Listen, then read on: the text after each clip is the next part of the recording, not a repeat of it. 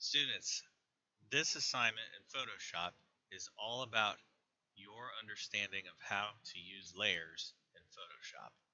We are going to be picking one of your favorite subs from Subway, and you're going to be designing it in Photoshop. Now, it's not going to look like a traditional picture of a sandwich. It'll just be layers stacked on top of each other. So all the ingredients of your sub are not necessarily going to be visible. Things will be hidden behind each other. But the purpose of this activity is for you to get an understanding of how to make layers in Photoshop.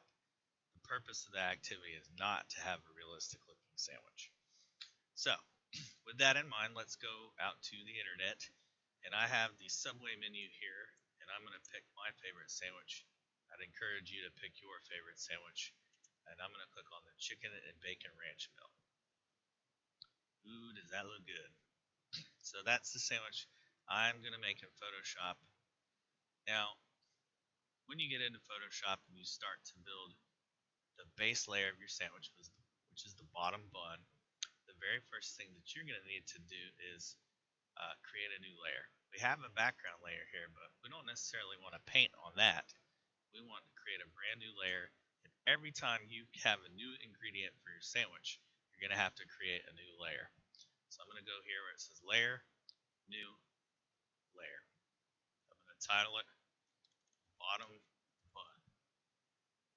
Keep an eye on the names of your layers. That's part of the rubric. We're going to click OK.